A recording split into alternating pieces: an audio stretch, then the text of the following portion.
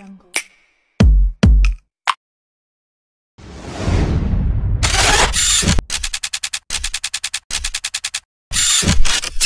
Assalamualaikum warahmatullahi wabarakatuh. Waalaikumsalam warahmatullahi wabarakatuh. Hai Sobat Abah, dimanapun kalian berada, pastinya lagi pada dengerin dan pada nonton nih podcast kesayangan kita semua, yaitu podcast Si Abah. Pada penasaran dong, podcast kali ini pembahasannya tentang apa sih? Maka dari itu, sebelum kita memasuki pembahasannya, izinkan kami bertiga untuk memperkenalkan diri, karena ada pepatah yang mengatakan tak kenal maka tak sayang. Izinkan perkenalkan, nama saya Evita Puspadewi dari Prodi Akuntansi kelas 1C Universitas Islam Syekh Yusuf, dan ditemani oleh dua rekan saya yang bernama. Halo, nama saya Nurmaya Latifah dari Prodi Akuntansi kelas 1C Universitas Islam Syekh Yusuf, dan rekan saya Satomenda Khairia dari Prodi Akuntansi kelas 1C Universitas Islam Syekh Yusuf. Kami bertiga akan mendampingi kalian di podcast kita kali ini bersama dengan pembicara kami, yaitu Abah Abdillah Sani. Halo, apa kabar Abah? Baik, alhamdulillah. Gimana Abah hari ini? Udah siap belum untuk menjadi pembicara podcast kali ini? Insya Allah. Alhamdulillah kalau gitu.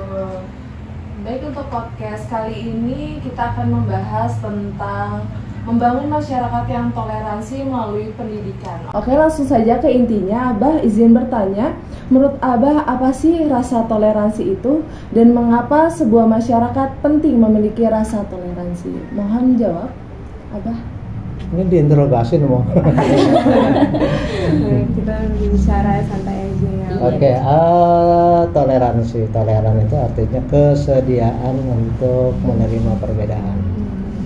Ya, kan kita tahu yang namanya manusia itu kan beda-beda lah. Ada keinginannya yang begini, ada yang begitu, ya kan. Ada sifatnya yang penyabar, ada yang sifat berangasan, ya kan. Ada yang maunya serba cepat, ada yang juga bisa bersabar menunda. Apa jadinya kalau misalnya semuanya tidak ada keinginan untuk menerima perbedaan, ya, terutama di dalam hal toleransi itu sebenarnya macam-macam, tapi yang sering kita dengar itu kan adalah dalam masalah agama. Ya, misalnya akidahnya mempercayai bahwa Tuhan itu hanya satu, yaitu Allah. Makanya simbolnya adalah la ilaha illallah. Apa yang dikehendaki Tuhan kemudian disampaikan melalui Nabi Muhammad. Nabi Muhammad itu kemudian akan memberikan contoh, misalnya dalam hal sholat. Dalam sholat aja kan di dalam Al-Quran sebagai kumpulan firman Allah itu tidak disebutkan bagaimana caranya melakukan sholat. Adanya di dalam hadis. Dalam hadis itulah Rasulullah mengatakan shollu kama ra'aitumuni usolli, sholatlah kamu sebagaimana kamu melihat aku sholat. Jadi bahwa Nabi Muhammad itu sholat sehari 5 kali dan waktunya juga sudah ditentukan, subuh, zuhur, asar, maghrib, isya. Terus kemudian Rasulullah melakukan gerakan-gerakan tertentu, mulai dari takbiratul ihram sampai kepada ruku, kemudian sujud, berdiri tegak lagi, sampai kemudian duduk tasyahud awal, tasyahud akhir, kemudian sampai kepada mengucapkan salam, menengok kanan dan kiri. Itu nggak ada dalam Al-Quran. Itu menurut Islam. Cara ibadahnya seperti itu.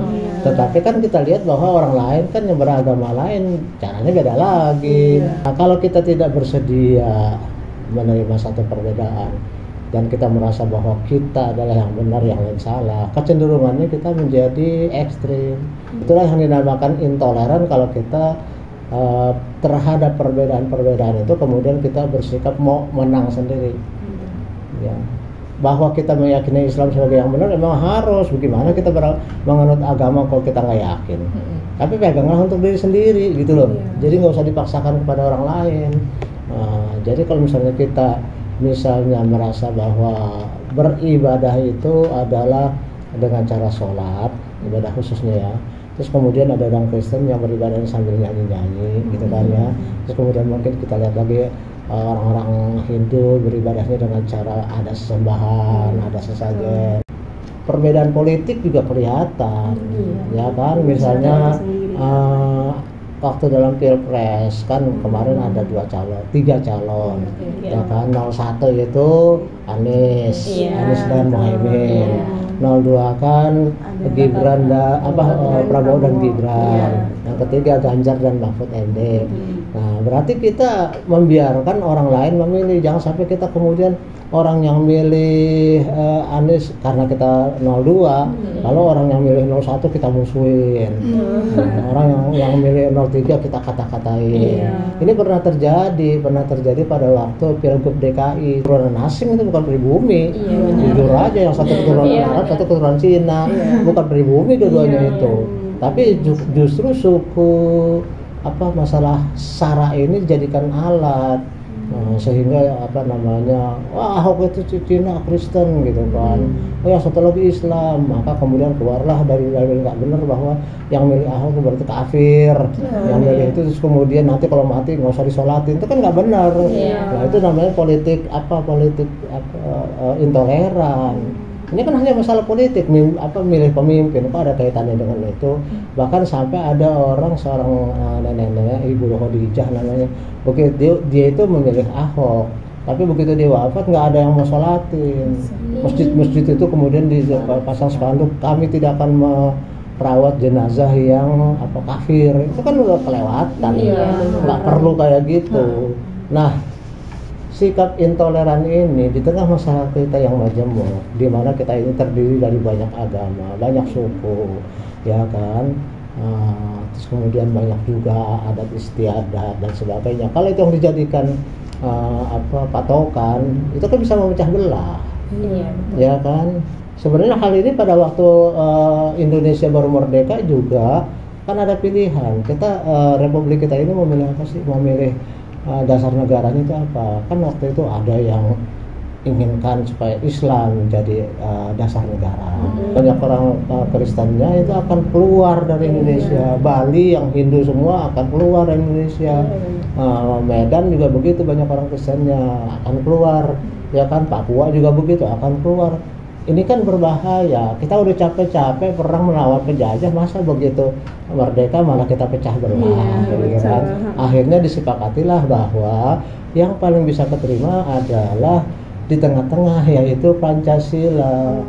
Di mana di situ itu kan kita mengakui bahwa sila pertama ketuhanan.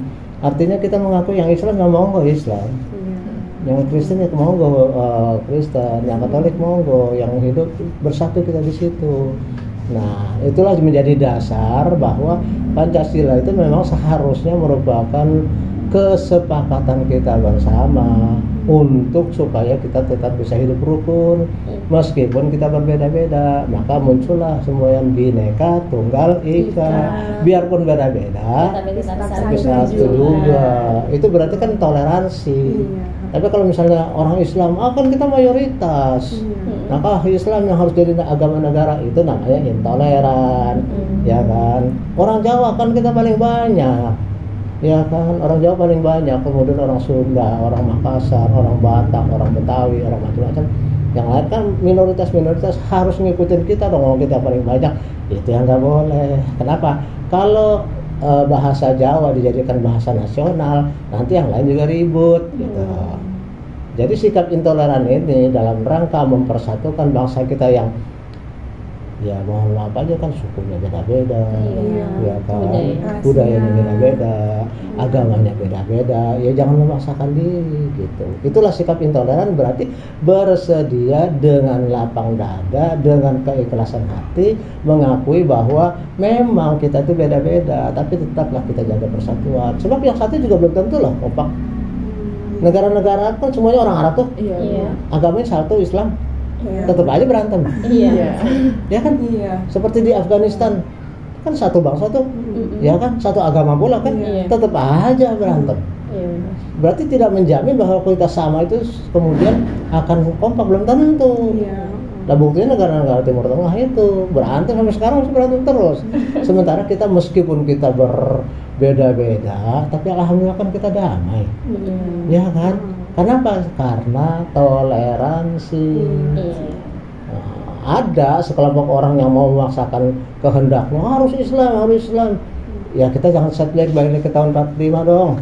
Kapan kita maju? Orang lain udah sampai ke bulan, sampai ke Mars, kita masih ngurusin gituan terus. Yang penting kan di dalam Pancasila itu kita tetap bersatu, ya. Tidak mengajarkan bahwa kita harus memaksakan orang lain untuk beragama sama. Kan la ikraha fiddin, tidak ada paksaan dalam agama. Mau masuk monggo, nggak mau masuk juga terserah kan gitu. Cuma nanti sama aja. Kamu kan gak ada yang maksa masuk UNIS. Sekarang sendiri kan. Tapi ketika kamu masuk UNIS kan kamu harus taat dengan peraturan UNIS kan. Iya, harus bayar SPP, harus ikut kuliah, ya kan, harus ngejain tugas-tugas dosen, termasuk kesini sekarang. Tapi begitu masuk ya kamu harus taat, nggak bisa. Oh saya nggak mau ikut maunya siapa. Bagi saya ya terserah, nggak lalu gue kosongin kan gitu. Bisa nggak lulus? Iya kan repot amat lah. Anda mau misalnya kan nggak mau kuliah, nggak mau bayar SPP, saya minta diwisuda mbahmu, itu kan nggak mungkin lah, itu kan nggak masuk akal. Jadi Islam juga begitu. Ketika Anda di luar nggak ada paksaan, tapi ketika Anda sudah mengakui Islam ya tentu harus ada dong rukun Islam itu jalanin. Saya nggak mau ya udah nanti ada tanggungan sendiri kok. Repot amat, terserah gitu. Oke, itu pertanyaan pertama. Silakan berikutnya. Oke, wah berarti sebenarnya sikap toleransi di dalam masyarakat itu sangat penting ya. Penting banget. Oh iya benar. Apalagi tadi Abang udah menjelaskan kalau misalnya toleransi itu bukan hanya tentang agama tetapi politik dan juga sebagainya. Oke, nah di Indonesia ini kan banyak banget nih berita tentang toleransi ya Abah ya. Contohnya kayak yang ada di Lampung gitu. Di satu sekolah gitu, mereka berbeda-beda agama, tapi mereka beribadah sesuai keyakinannya masing-masing, tapi dalam satu frame dan berbarengan mereka gitu. Nggak boleh juga. Ini kita juga nggak boleh bahwa yang namanya toleransi itu kebablasan. Nggak boleh. Dalam arti satu frame satu sekolahan, tapi kemudian yang Islamnya dia di musolahnya, yang Kristen dia mungkin di ruang kelas, yang mana di mana itu boleh dalam waktu yang bersamaan dalam suatu lokasi boleh. Tapi kalau campur-campuran tentu nggak boleh dong. Oh enggak, ini bisa masih. Jadi yang Islami Islam, yang Kristen. Sebab begini, di dalam sejarahnya dulu ketika Nabi Muhammad itu melakukan dakwah, orang-orang kafir ini kan lama-lama pusing nih. Berusaha untuk mencegah, udahlah Muhammad tuh berhenti, kayak jangan meributin, kita kan dari dulu udah nyembah para dewa, ngapain sih kamu tiba-tiba iya kan, kenapa sih kamu tiba-tiba datang mau mengkafir-kafirkan kita harus menyembah Tuhan yang satu gitu. Udah gini aja deh, hai Muhammad, kata para kafir Quraisy, kita toleran aja deh. Gimana sih cara toleran mereka? Hari ini saya ikut kamu Jumat nih kan, ya misalnya ini Jumat nih, saya ikut kamu deh ke masjid, saya ibadah sholat Jumat. Tapi besok nih, kan Sabtu itu orang Yahudi ibadah juga di sinagognya, kamu ikut juga ibadah di sinagog. Nah, Minggu kan Kristen nih, kamu ikut lagi, jadi kita ganti-gantian aja begitu. Itu kan toleransi gitu. Menurut mereka begitu, terus kamu benar nggak begitu? Tidak. Gimana? Kenapa? Karena kan mereka udah punya Tuhan yang masing-masing, cara beribadahnya juga berbeda masing-masing. Gak mungkin nih bisa ikutin di setiap ibadah itu, gak bisa semua orang ikut gitu.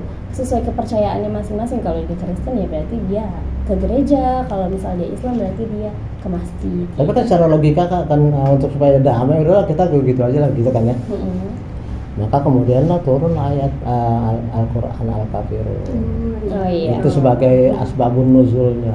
Sebab turunnya ayat tuh ada backgroundnya, ada masalah yang kemudian dijawab oleh Allah. Ya, Al-Quran mengatakan, wahai orang-orang kafir, aku tidak akan menyembah apa yang kamu sembah. Hai Muhammad, katakan begitu. Ya ayyuhal kafirun, la a'budu ma ta'budun, gitu kan. Aku tidak akan menyembah apa yang kamu sembah. Ya aku menyembah Allah, kamu menyembah terserah kamu gitu kan. Kemudian juga kamu juga nggak perlu nyembah apa yang kau sembah. Aku nyembah Allah, kamu nyembah siapa ya nggak perlu kamu ikutan nyembah Allah. Kalau memang kamu nggak suka, kalau kamu nggak yakin, ya. Dan aku tidak akan menyembah caranya kamu menyembah. Caranya kamu menyembah seperti apa, cara kamu menyembah seperti apa juga begitu. Kamu juga nggak perlu ikut aku dalam arti ikut sujud, ikutan apa, nggak perlu. Maka diakhiri dengan lakum dinukum waliyadin, bagimu agamamu, bagiku agamaku. Itu toleran kan? Nggak saling nyerang, nggak saling nyerang, tapi saling menghormati. Saya mau sholat ya udah terserah saya dong. Kamu mau ke gereja monggo. kamu sambil joget-joget di sinagog Yahudi, ya mau terserah gitu. Toleransi itu juga nggak boleh kebablasan. Kenapa? Karena juga seringkali ada kasus-kasus yang kebablasan, misalnya baca sholawat kok di gereja, ya terus kemudian di mushola kok baca kidung, nggak boleh kayak gitu. Ngapain kok di gereja kemudian ada qasidah? Nggak perlu itu. Tapi kalau misalnya ada orang Natal, kita tuh boleh aja jaga keamanannya supaya jangan sampai ada maling, jangan sampai ada perusuh. Itu boleh, bukan berarti kita nggak boleh. Itu dalam konteks kemasyarakatan, bukan konteks agama. Tapi demi misalnya katakan seorang menteri agama, demi menghormati orang Kristen, lalu kemudian pada misa Natal dia datang ke situ dan ikut bernyanyi, itu yang kebablasan. Nggak boleh, kecuali menteri agamanya Kristen. Kalau menteri agamanya Islam ngapain ikut-ikutan di situ? Ntar aja kalau udah selesai, kalau giliran makan-makannya gitu lah, nggak usah ikut ritualnya, boleh datang, gitu ya kan? Ikut makan-makannya sih nggak ada masalah. Yang sering kali terjadi ini karena toleransi kita kan Indonesia ini kan Bhinneka Tunggal Ika, maka menteri agama pada waktu misa Natal datang juga, tapi ikut nyanyi nggak bisa, itu nggak bener itu yang namanya toleransi kebablasan, nggak boleh. Pernah juga Nabi Muhammad itu ditawarin, Hai Muhammad, mereka kan nggak mungkin Nabi ya, mereka nggak mengakui itu. Hai Muhammad, gini aja deh, kamu tuh udah dibujuk-bujuk susah banget gitu kan, gini aja deh, kamu maunya apa sih supaya berhenti? Kamu mau cewek, saya cariin yang paling cantik di seluruh Jazirah Arab. Oke. Mau berapa? 1, 2, 3, 4, 10. Kita cariin yang paling cantik 10 orang. Misalnya gitu ya. Pokoknya kita terusin. Apakah kamu mau katakanlah jadi raja? Ya kita angkat jadi raja, nggak apa-apa. Kamu mau harta? Kita kumpulin semua harta yang ada sama kita kasih ke kamu. Gitu loh. Artinya dibujuk sedemikian rupa. Kenapa? Kan seringkali lelaki itu harta tahta wanita ya. Iya, betul. Kan takluknya di situ ya. Iya. Lelaki itu Nabi Muhammad kan laki-laki. Kan secara umum itu pasti biasanya laki-laki itu harta pengen jadi raja. Harta itu berarti pengen jadi orang kaya. Tahta pengen jadi pemimpin. Wanita pengen punya bini banyak kan gitu kan. Iya. Itu udah kodrat kan ya. Ditawarin seperti itu, tapi kata Nabi Muhammad apa? Biarpun matahari kamu bisa letakkan tangan kananku dan bulan kamu letakkan tangan kiriku, aku nggak akan mundur dan aku nggak akan berhenti. Jelas, itu toleran. Jadi saya menerima kamu. Lalu gimana tentang masyarakat yang lain? Ingat, di Madinah pada waktu Nabi Muhammad hijrah ke Madinah, terus kemudian di sana kan ada Yahudi, ada Kristen, ada pagan, ada Islam. Nabi Muhammad datang ke situ tidak mengharuskan mereka semua masuk Islam, enggak. Yang Yahudi tetap di sinagog, monggo. Yang Kristen tetap di gereja, monggo. Yang penyembah berhala tetap di kuilnya, terserah. Islam juga tetap, nggak perlu dipaksa-paksa. Tapi ketika ada serangan dari luar, mari kita kompak, kita jaga negara kita. Itu bareng-bareng. Jadi dalam hal agama Nabi Muhammad pun tidak memaksa-maksa. Kalau ada katakanlah pendapat orang yang mengatakan bahwa Islam itu disebarkan dengan pedang dan darah, jangan lupa itu mungkin saja pendapat orang luar yang pengen menjelekkan Islam. Ya kan? Lalu bahwa memang ada penaklukan oleh orang Islam terhadap orang lain. Tapi ingat, di dalam Al-Quran itu juga dilarang. Tidak dibolehkan. Yang boleh adalah kalau kamu dianiaya, lawan gitu loh. Islam juga harus berkelompok, nggak bisa sendirian. Yang kedua, lebah itu kan menghasilkan madu ya. Madu itu sehat ya. Ya, terus kemudian juga bisa buat obat macam-macam kan. Berarti Islam itu harus bisa menunjukkan, membuat sehat dan kemudian menjadi penolong. Tuh. Terus kemudian yang namanya lebah itu juga kan nggak pernah makanan kotor. Dia mau makanannya itu dari sari bunga, dan sari bunga juga bukan bunga yang udah jatuh, udah layu, enggak. Dia selalu maunya bunga yang masih ini, yang segar-segar. Islam berarti tidak mau barang yang kotor. Makannya tidak boleh yang kotor. Cara nyarinya juga tidak boleh yang kotor loh kan. Halalan thayyiban. Halal caranya, thayyib menyehatkan. Gitu maksudnya. Nah, terus kemudian lebah juga kalau satu kamu ganggu, yang lain mau ribut. Berarti Islam kayak gitu. Ketika satu orang itu diganggu, maka yang lain juga akan ikut campur. Artinya Islam tidak pernah membuat kerusuhan. Islam tidak membuat perpecahan. Islam senantiasa menghasilkan madu, kata-katanya, perilakunya, kebijakannya. Nah, kalau sekarang banyak orang-orang ngaku Islam, ya pergi haji berkali-kali tapi omongannya pedas, kan harus kita bedakan antara Islam dengan oknum. Ya kan, secara pribadi ya nama manusia agamanya apapun yang tengik ya ada, yang tengil juga ada kan. Jadi bukan soal agama, dianya aja kok yang nggak bisa. Gitu. Oke, the last one apa? Pertanyaan terakhir. Pertanyaan terakhir. Evita barangkali ada? Langsung pertanyaan terakhir. Pertanyaan terakhir, nggak bisa waktunya nggak cukup kita. Iya makanya. Menurut Abah nih, di media sosial kan lagi hype-hypenya ya. Terus menurut Abah media itu melalui pendidikan, di buku, di film kan banyak tuh. Itu sangat mendukung nggak sih sikap toleransi? Ya sebenarnya sih tergantung kita hanya. Artinya kita juga harus punya sikap. Ya kan, itulah sebabnya maka misalnya saya bertanya, bah itu untuk mata kuliah Pancasila bukunya buku apa? Terserah kamu. Kamu juga patokan pada satu buku nggak gitu. Boleh. Ya kamu nanya apa sih? Terserah. Kamu nanya terserah. Maksudnya apa? Kamu baca buku itu. Kamu baca buku masing-masing. Kalau ada perbedaan atau setengah itu yang kita diskusikan. Iya. Berarti di kelas kamu ada berapa orang? Ada 26. Kalau 26 baca buku yang beda lalu kita diskusikan, apa nggak pinter kamu? Iya. Jadi tahu dari yang lainnya juga. Coba kalau misalnya saya wajibkan bukunya buku ini terbitan si Anu tahun sekian, pengarangnya nggak boleh lain, jadi taklid kamu. Iya. Artinya kamu merasa bahwa itu yang benar kan? Belum tentu. Namanya pendapat orang. Siapa tahu waktu dia ngarang buku itu lagi teler. Kan? Siapa tahu waktu dia ngarang buku itu dia lagi benci sama orang sehingga tendensinya isinya ya pemusuhan, bisa aja. Makanya 26 baca buku yang berbeda lalu kita diskusikan, harus didiskusikan supaya saling tukar menukar pendapatnya gitu loh. Nggak boleh juga bacanya masing-masing, kenapa? Tetap aja jadi taklid buta nantinya. Penyebabnya bahwa kita tuh memegang satu, kalau udah Anies saja, kalau udah Prabowo aja itu kenapa? Kurang jajan, kurang banyak baca, kurang pengalaman, kurang gaul. Makanya kemudian kalau udah satu, udahlah yang lain menjadi dimusuhin. Ya, nah, jadi sikap toleransi itu berarti adalah suatu sikap yang menerima perbedaan. Dasarnya adalah karena kamu sendiri isinya penuh. Kalau kamu sendiri kosong, ya udahlah taklid.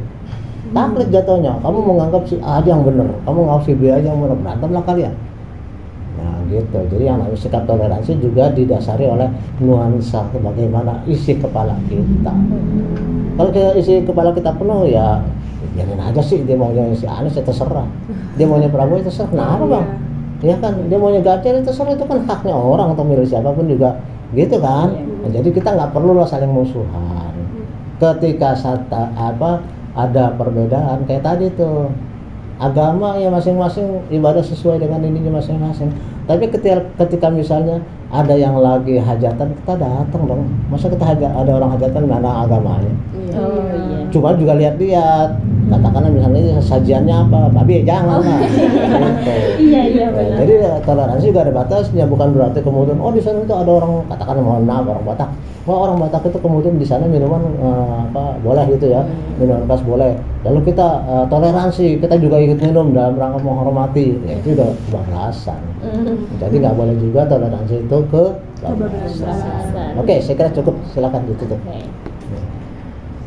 Jadi kesimpulan yang bisa kita ambil dari pembahasan kali ini bahwa karena Indonesia banyak banget ya Abah ya, perbedaan suku, ras, agama, jadi kita penting banget nih di dalam diri kita untuk mempunyai toleransi dalam hal tersebut gitu. Tapi toleransinya juga tidak boleh kebablasan gitu, seperti tadi yang Abah bahas sebelumnya gitu. Ya, good, itu kesimpulan yang benar. Wah, berarti sangat menarik sekali ya podcast kali ini. Semoga kita semua bisa mengambil pembelajarannya pada podcast kali ini. Ya betul. Amin. Amin. Ya, tutup.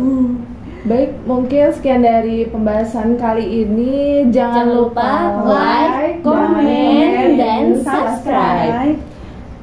Sekian dari kelompok kami, kurang lebihnya mohon maaf. Wabillahi taufiq wal hidayah. Wassalamualaikum warahmatullahi wabarakatuh. Terima kasih. Waalaikumsalam. Abah.